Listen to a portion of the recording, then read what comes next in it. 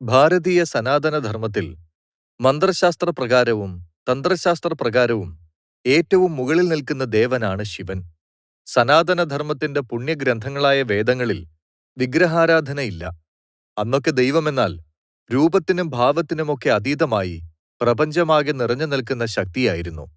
കാലാന്തരത്തിൽ മനുഷ്യർ സുഖങ്ങൾക്ക് പിന്നാലെ പായുകയും ലൗകികതയോട് കൂടുതൽ അടുക്കുകയും ചെയ്തു. ഇതിനെ തുടർന്ന് അവന്റെ ഭക്തി നഷ്ടപ്പെട്ടു. ഇതിന്റെയൊക്കെ ഫലമായി രൂപമില്ലാത്ത ഈശ്വരനെ സങ്കല്പിക്കാനുള്ള ബുദ്ധി അവന് നഷ്ടപ്പെട്ടു. അപ്പോൾ ഈശ്വരനെ ആരാധിക്കാൻ ഒരു പ്രതീകം അഥവാ സിംബൽ ആവശ്യമായി വന്നു. അങ്ങനെ സ്വീകരിച്ച പ്രതീകമാണ് ശിവലിംഗം. ഭാരതീയ ഋഷീശ്വരന്മാർ സഹസ്രാബ്ദങ്ങൾക്ക് മുൻപേ തന്നെ, ആയിരക്കണക്കിന് വർഷങ്ങൾക്ക് മുൻപേ തന്നെ പ്രപഞ്ചത്തെ വിശേഷിപ്പിച്ചിരുന്നത് ബ്രഹ്മാണ്ഡമെന്നാണ്. പ്രപഞ്ചം മുഴുവൻ നിറഞ്ഞു നിൽക്കുന്ന ഈശ്വരനെ ആരാധിക്കാൻ ഒരു പ്രതീകം ആവശ്യമായി വന്നപ്പോൾ പ്രപഞ്ചത്തിന്റെ ഒരു ചെറിയ പതിപ്പിനെ തന്നെ അവർ പ്രതീകമായി സ്വീകരിച്ചു. ഹിന്ദുമതത്തിൽ ശിവനെ പ്രതിനിധീകരിക്കുന്ന ഒരു പ്രതീകമാണ് ശിവലിംഗം. സംസ്കൃതത്തിൽ ലിംഗം എന്നാൽ അടയാളം, ചിഹ്നം എന്നൊക്കെയാണ് അർത്ഥമാക്കുന്നത്. ലിംഗം എന്നുള്ള പ്രയോഗത്തിൽ ധാരാളം തെറ്റിദ്ധാരണകളുണ്ട്. മനുസ്മൃതിയിൽ ലിംഗശബ്ദത്തിന്റെ നാനാർത്ഥങ്ങൾ നൽകിയിട്ടുണ്ട്. സൂക്ഷ്മ ശരീരമാണ് ലിംഗശരീരം. ബാഹ്യേന്ദ്രിയങ്ങളെ കൊണ്ട് അറിയാൻ കഴിയാത്തതിനെയാണ് ലിംഗം എന്ന് പറയുന്നത്.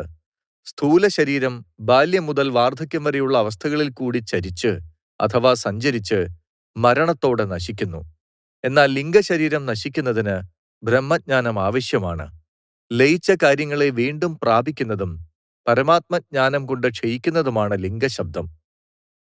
ലയിക്കുന്ന കാര്യങ്ങളെന്ന ലിം വീണ്ടും പ്രകാശിപ്പിക്കുകയും പ്രാപിക്കുകയും ചെയ്യുന്നത് എന്ന അർത്ഥമാണ് ലിംഗശബ്ദത്തിനുള്ളത്. ബ്രഹ്മത്തിൽ നിന്ന് പ്രപഞ്ചമുണ്ടാവുകയും ബ്രഹ്മത്തിൽ ലയിക്കുകയും ചെയ്യുന്നു. ശിവനിൽ നിന്ന് ശക്തി അഥവാ പ്രകൃതി ഉണ്ടായി ശിവനിൽ തന്നെ ലയിക്കുന്നു. പ്രളയജലത്തിൽ നിന്നുണ്ടാകുന്ന പ്രകൃതി വീണ്ടും പ്രളയജലത്തിൽ ലയിച്ചടങ്ങുന്നു. പ്രപഞ്ചമുണ്ടാവുകയും നിലനിൽക്കുകയും ലയിക്കുകയും ചെയ്യുന്നു. ഇത് ആവർത്തിക്കുന്നു. ലീനമായ അവസ്ഥയിൽ നിന്ന് ഗമിക്കുന്നത് കൊണ്ടാണ് ലിംഗം എന്ന പേര് വന്നത്. ഒരു ശിവലിംഗം 3 ഭാഗങ്ങൾ ഉൾക്കൊള്ളുന്നു. അതിലേറ്റവും താഴ്ന്ന ഭാഗം ബ്രഹ്മപിത എന്നാണ് അറിയപ്പെടുന്നത്. മധ്യഭാഗം വിഷ്ണുപിത, ഏറ്റവും മുകളിലെ ഭാഗം ശിവപീഠം. ഇന്ത്യയിൽ 12 ജ്യോതിർലിംഗങ്ങളും 5 പഞ്ചഭൂതലിംഗങ്ങളുമുണ്ട്. കാളിഹസ്തീശ്വർ, ജംബുകേശ്വർ, അരുണാചലേശ്വർ, കാഞ്ചീവരത്തിലെ ഏകാംബരേശ്വർ, ചിദംബരത്തിലെ നടരാജ എന്നിവ പഞ്ചഭൂതലിംഗ പ്രതിഷ്ഠയാണ്. ഏകാഗ്രത നേടുന്നതിനും ശ്രദ്ധ കേന്ദ്രീകരിക്കുന്നതിനും വിഗ്രഹങ്ങൾ സഹായിക്കുന്നു.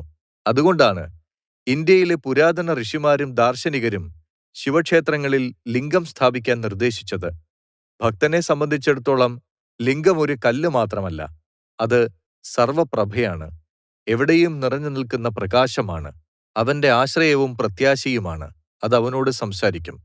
ശരീരബോധത്തിന് മുകളിൽ അവരെ ഉയർത്തും. ആശയവിനിമയം നടത്താൻ ഭക്തരെ സഹായിക്കും. ഓരോ ജ്യോതിർലിംഗത്തിനും ഓരോ കഥയുണ്ട്. ഗുജറാത്തിലെ സൗരാഷ്ട്ര മേഖലയിൽ പ്രഭാസ് പടാൻ എന്ന സ്ഥലത്താണ് സോമനാഥ് ജ്യോതിർലിംഗ ക്ഷേത്രം സ്ഥിതി ചെയ്യുന്നത്. ഒരിക്കൽ പ്രജാപതി ദക്ഷൻ ചന്ദ്രദേവന്റെ തിളക്കം നഷ്ടപ്പെടട്ടെ എന്ന് ശപിച്ചു. ശാപമോക്ഷത്തിനായി ചന്ദ്രൻ ശിവനെ കഠിന തപസ്സു ചെയ്തു. പരമശിവൻ ചന്ദ്രന്റെ മുന്നിൽ പ്രത്യക്ഷപ്പെട്ട് ശാപം ലഘൂകരിച്ചു. എല്ലാ മാസവും 2 ആഴ്ചയോളം ചന്ദ്രൻ പ്രകാശിക്കാനും 2 ആഴ്ച ക്ഷയിക്കാനും അനുവദിച്ചു. ചന്ദ്രദേവൻ ശിവനോടുള്ള ബഹുമാനാർത്ഥം ഒരു ജ്യോതിർലിംഗം സ്ഥാപിച്ചു. അതാണ് പ്രസിദ്ധമായ സോമനാഥ ക്ഷേത്രത്തിലെ ജ്യോതിർലിംഗം. ആന്ധ്രാപ്രദേശിലെ ശ്രീശൈലത്തിലാണ് മല്ലികാർജുന ജ്യോതിർലിംഗം സ്ഥിതി ചെയ്യുന്നത്.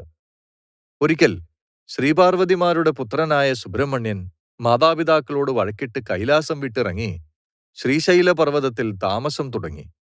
ശിവപാർവതിമാർ മകനെ പിന്തുടരുകയും സുബ്രഹ്മണ്യന്റെ സമീപത്തുള്ള ആദിവാസികൾക്കിടയിൽ വേഷം മാറി താമസിക്കുകയും ചെയ്തു. ഇതറിഞ്ഞ കാർത്തികേയൻ തന്റെ മാതാപിതാക്കളെ ആരാധിക്കുകയും ശ്രീശൈലത്തിൽ ജ്യോതിർലിംഗം സ്ഥാപിക്കുകയും ചെയ്തു.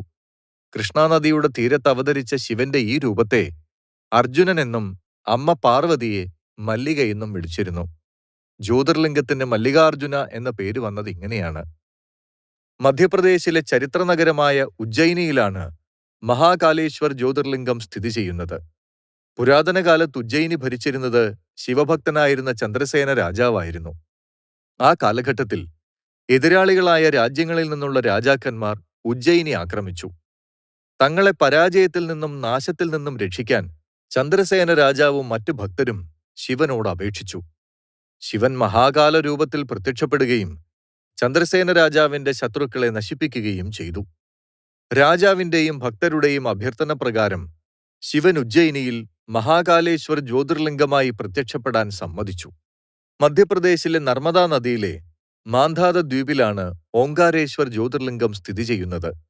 ശിവന്റെ പ്രീതി നേടാൻ മാന്ധാത രാജാവ് ഇവിടെ തപസ്സനുഷ്ഠിച്ചതിനാലാണ് ദ്വീപിന് ഈ പേര് ലഭിച്ചത്. പരമശിവൻ ജ്യോതിർലിംഗ രൂപത്തിൽ രാജാവിന് മുന്നിൽ അവതരിച്ചു. മന്ധാത ദ്വീപ് ഓം ആകൃതിയിലാണ്. അങ്ങനെ ഈ ജ്യോതിർലിംഗം ഓംകാരേശ്വർ എന്നറിയപ്പെട്ടു.